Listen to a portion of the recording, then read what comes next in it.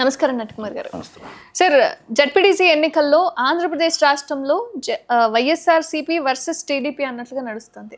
Vote వేయట్లేదు అని, పోలీసులు చిన్న చూపు చూస్తున్నారు అని, అసలు ఏం జరుగుతుంది అంటారు అసలు ఆంధ్రప్రదేశ్ రాష్ట్ర ఎన్నికల్లో?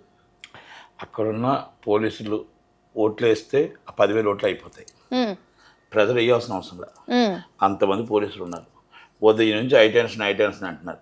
మెంబర్ ఆఫ్ పార్లమెంట్ ఎంపీని అరెస్ట్ చేశారు, ఎమ్మెల్సీలను అరెస్ట్ చేశారు. అందరిని అరెస్ట్ చేస్తే ఓటు వేసిన వాళ్ళు ఇంకా వాళ్ళేమంటారు? మమ్మల్ని అరెస్ట్ చేశారు వీళ్ళు అంటారు, వీళ్ళు మమ్మల్ని అరెస్ట్ చేశారు అంటారు. అసలు గవర్నమెంట్లో ఉండి మమ్మల్ని అరెస్ట్ చేశారు వాళ్ళంటే టీడీపీ వాళ్ళు అంటారు. మాకు గవర్నమెంట్ లేదు కాబట్టి మమ్మల్ని అరెస్ట్ చేశారంటారు. పులివెందుల్లో ఒక జడ్పీటీసీకి ఇంత రాంతాంతం అవసరమా? ప్రజల్ని స్వచ్ఛందంగా ఓటు వేయించవలసిన బాధ్యత పోలీసుల మీద ఉంది. ఎందుకు స్వచ్ఛందంగా ఓట్లు వేయడానికి వాళ్ళని రానివ్వట్లేదు? కాల్పులు చేపడుతూ ఒక డిఎస్పీ అంటే అవసరమైతే కాల్చి పారేస్తా అంటాడు. అంటే ప్రజల జీవితాలు కాల్చేస్తుంటారు. జీవితం అంటే ప్రజల జీవితాలు కాల్చేస్తారా? మీకు డ్రెస్ ఇచ్చారు, ఫస్ట్ మీరు కూడా మనిషి అని గుర్తుపెట్టుకోవాలా. కాల్చేయడానికి మీ చేతిలో గన్ ఉంది, కానీ దానికి చట్టం ఉంది, దానికి లా ఉంది. కనుక మీకు చేతికి గన్నే ఇచ్చారు, పవర్స్ ఇవ్వలే. ప్రజల్ని కాల్చే పవరు చట్టం ఇవ్వలే, పార్లమెంట్ ఇవ్వలే. లాండ్ ఆర్డర్ అత్యంత లాండ్ ఆర్డర్ ప్రాబ్లం అయితేనే వస్తుంది. అక్కడ అంత ప్రాబ్లం నాకు కనబడలే. కాల్చి పారేసి గన్నతో కాల్చి పారేసి అంత లాండ్ ఆర్డర్ ప్రాబ్లం అయితే నాకు కనబడలే. అంటే నేనేమంటానంటే రేపు ఈరోజు మీ గవర్నమెంట్, రేపు ఇంకో గవర్నమెంట్, ఏ గవర్నమెంట్ అయినా ఈ పద్ధతిలో కరెక్ట్ కావంటాను నేను. ఇది మన రాజ్యాంగబద్ధం ప్రకారం ఎలక్షన్స్ ప్రశాంతంగా జరగాలి. ప్రశాంతంగా ప్రజలు ఓటు వేయాలి. ప్రజలు ఓటర్ని ఓటు వేయకుండా ఇప్పుడు 5 గంటలు అయిపోయింది, ఆటోమేటిక్గా ఓటు వేయకుండా ఇప్పుడు దాకా పెడితే మీరు లాఠీచార్జ్ చేసుకుంటూ వెళ్ళిపోతే ప్రజల కార్యకర్తల ఎవరు వాళ్ళు? మెంబర్ ఆఫ్ పార్లమెంట్ని మీరు అరెస్ట్ చేయడానికి రైట్ లేదు, ఎందుకంటే ఆయన ఓటర్ అక్కడ. అవును, మీరు ఆల్రెడీ క్యాండిడేట్ని అరెస్ట్ చేశారు. చాలా మంది కాళ్ళు మొక్కుతున్నారు మమ్మల్ని ఓటు. అదే ఓటు వేయనివ్వండి. కాల్ అంటే ఏం జరుగుతుంది? అది అక్కడ సంచలనం మీరు సృష్టిస్తున్నారా లేకపోతే ఎవరు సృష్టిస్తున్నారు? అక్కడ వైసీపీ వాళ్ళు అందరూ లోనికి వెళ్ళిపోయి ఉన్నారు. ఉన్న వైసీపీ వాళ్ళు మీరు లోనే ఇస్తారు. ఆల్రెడీ వాళ్ళందరూ జైల్లోనే ఉన్నారు. తగ్గ ఉన్న వాళ్ళందరూ మీరు లోనే ఇస్తారు. టీడీపీ వాళ్ళందరూ వాళ్ళు చేసుకుంటున్నారు. మీరందరూ పోలీసులు కనబడుతున్నారు. ప్రజల మీద లాఠీచార్జ్ జరుగుతుంది. ఇది రాజ్యాంగబద్ధంగా ఎలక్షన్ అంటారా? ఒక్కసారి గుండెల మీద చేసుకుని ఆలోచించుకోండి. నేనేమంటున్నానంటే రాజ్యాంగబద్ధంగా ఓటు హక్కును వినియోగించుకునే రైటు ప్రజలకు ఉంటుంది.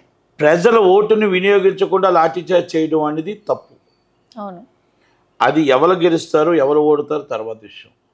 అంటే అక్కడ ఎస్పీ ప్రాబ్లం ఉంది, అక్కడ వన్ సైడ్ పోలీస్ ప్రాబ్లం ఉంది. నేను ఏ పార్టీ సపోర్ట్ ఏ పార్టీ అనట్లేదు, రాజ్యాంగాన్ని గుర్తు చేస్తున్నా. మర్చిపోవద్దు. ఈరోజు గవర్నమెంట్ మీద ఉండొచ్చు, రేపు గవర్నమెంట్ మీద ఉండొచ్చు. ఐపీఎస్ అనేది ఏ గవర్నమెంట్కి సంబంధించింది కాదు. మీరు చదువుకుంటే వచ్చింది, మీ చట్టం ట్రైనింగ్కి వెళ్తే వచ్చింది, మీ చట్టం రాసుకుంటే మీ మొత్తం టోటల్గా చట్టంలో ఏముందో అది బదులు చేయమని ఇచ్చారు తప్ప మీకు ఐపీఎస్లో మీరు ఉండేటప్పుడు కానీ ఐఏఎస్లో ఉండేటప్పుడు కానీ మీకు ఇదిగో ఈ పార్టీకి సపోర్ట్ చేయి, ఈ పార్టీకి సపోర్ట్ చేయి, ఏ గవర్నమెంట్ వస్తే ఆ గవర్నమెంట్కి సపోర్ట్ చేయని చెప్పలే.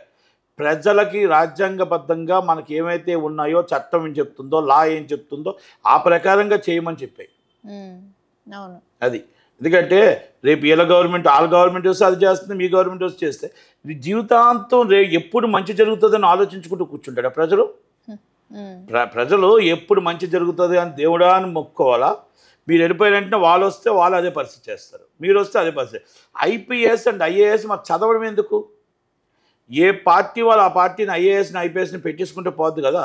Selected and IPS, selected and IAS అంటే సరిపోద్ది కదా. పోలీసులు గ్రూప్ 1 ఈ పార్టీ కొంతమంది, గ్రూప్ 1 ఆ పార్టీ కొంతమంది.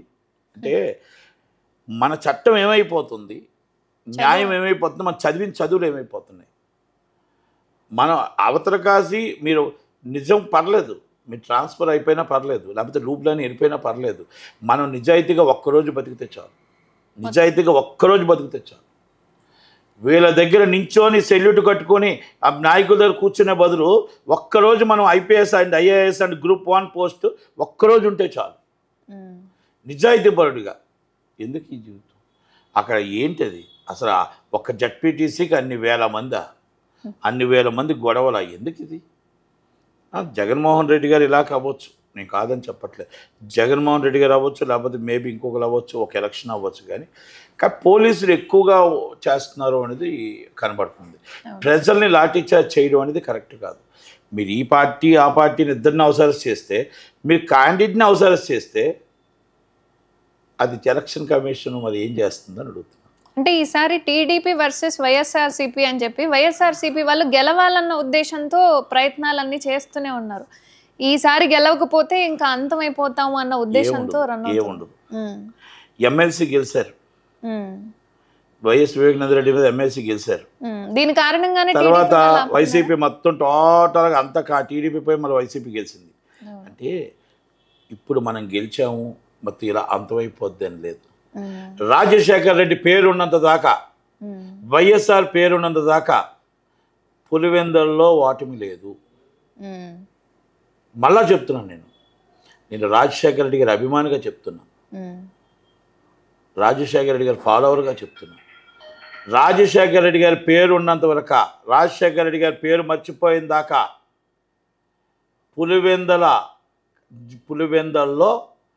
రాజశేఖర రెడ్డి గారి పేరు ఉన్నదాకా రాజశేఖర రెడ్డి గారిదే అవ్వ నడుస్తుంది, ఆయనదే అవ్వ ఉంటుంది. ఆయన పేరే పులివెందుల, ఆయన పేరే రాజారెడ్డి గారి బిడ్డ రాజశేఖర రెడ్డి గారు. 10 మందికి మంచి చేసేవాడు, 10 మందికి ప్రాణం పెట్టాడు. కనుక ఆయన పేరు పులివెందుల్లో ఓడిపోతే ఆయన మర్చిపోయినట్టే, పులివెందుల్లో ఓడిపోతే ఆయన మర్చిపోయినట్టే. అప్పుడు మీరు చెప్పండి, రాజశేఖర రెడ్డి గారి ఫోటో తీసుకోవచ్చు అంతే, ఇంక నేను వేరేగా చెప్పను.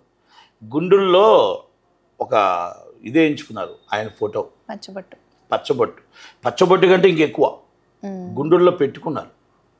ప్రతి వాళ్ళు కూడా గుండులో పెట్టుకున్నారు అంతే. రాజశేఖర రెడ్డి గారు ఆ కుటుంబం పులివెందులకు ఏం చేసింది, ఏం చేయలేదు అనేది వాళ్ళందరికీ తెలుసు.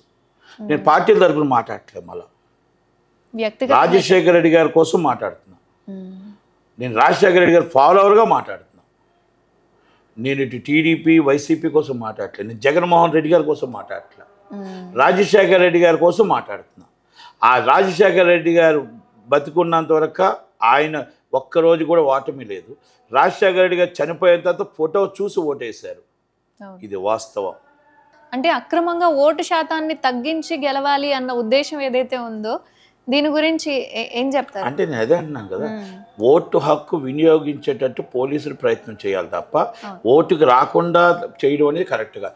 అక్కడ నిజమైన ఓటరా కాదా, ఆ ఓటు హక్కు వినియోగించాలని ఎలక్షన్ కమిషన్ దాని మీద ఫోకస్ చేయాలా లేదా, అక్కడ పోలీసులు కూడా ఆ ఓటుని జాగ్రత్తగా తీసుకెళ్ళి ఓటు వేయించే బాధ్యత ఉందా లేదా, ఓటు శాతాన్ని 100% ఓటు శాతం అయ్యేటట్టు చెయ్యాలా లేదా. ఎందుకంటే ఒక జడ్పీటీసీ రేపు అసెంబ్లీకి వస్తుంది, ఒక అసెంబ్లీ పార్లమెంట్కి వస్తుంది. ఈ అడావాడి రేపు పార్లమెంట్కి అసెంబ్లీకి రాకూడదు. లోకల్గా చిన్న గొడవలు జరుగుతూ ఉంటాయి, దాన్ని కాపలా కాయాల్సిందే పోలీస్ డిపార్ట్మెంట్. మళ్ళీ దాన్ని మనం పెద్దగా మనం పెట్టుకోవడం కరెక్ట్ కాదు. కనుక నేను ఒకటే చెప్తున్నా, పోలీసులు అత్యుత్సాహం చూపిస్తున్నారు అనేది ఒకటి. అక్కడ కాల్చి పారేస్తానని ఒక వీడియో వస్తుంది, 100% ఆయన మీద యాక్షన్ తీసుకోవాలి. కాల్చి పారేసే రైట్ ఎవరికి లేదు. ఎంతమందిని కాలుస్తావు, అసలు కాల్చే అధికారం ఎంతమంది కాలుస్తావు? ఒక 100 మందిని కాల్చేస్తావా? వాళ్ళు ఏమైనా ఉగ్రవాదురా, వాళ్ళు ఏమైనా మేము తిరగబడ్డారా, వాళ్ళు ఏమైనా కొట్టారా? ఇప్పుడు వాళ్ళ నాయకుడు వస్తే నాయకుడు వెనక 10 మంది వస్తారు, అటు చేయడం తప్పలేదు, కానీ కాల్చి పారేస్తాను అనడం తప్పు. అంటే రేపు భయభ్రాంతులు అవుతున్నారు. రేపు అమ్మో ఎవరైనా రోడ్డు మీదకు సిలగా కాల్ చేస్తారా, ఆంధ్రప్రదేశ్ ఈ పరిస్థితి వచ్చిందా అన్న ఆ పరిస్థితిని, భయభ్రాంతులు అయ్యే పరిస్థితిని తీసుకురావద్దు. మళ్ళీ ఫ్రెండ్లీ పోలీస్ అని చెప్తూ అదే అంటున్నాను, భయభ్రాంతులు అయిన పోలీసుని నేను చూసా. అమ్మో ఇది ఎక్కడికైనా వెళ్తే పోలీసులు కాల్ చేస్తారేమో అన్న భయం వస్తుంది. అంటే నేనే భయపడుతున్నానంటే మీరు మైలాటోనే భయపడరు మరి ఎందుకు భయపడడం? అంటే ఎందుకు భయపడ్డానంటే గన్న నీ చేతిలో ఉంది, నువ్వు రివాల్వర్ నొక్కితే చచ్చిపోతాం.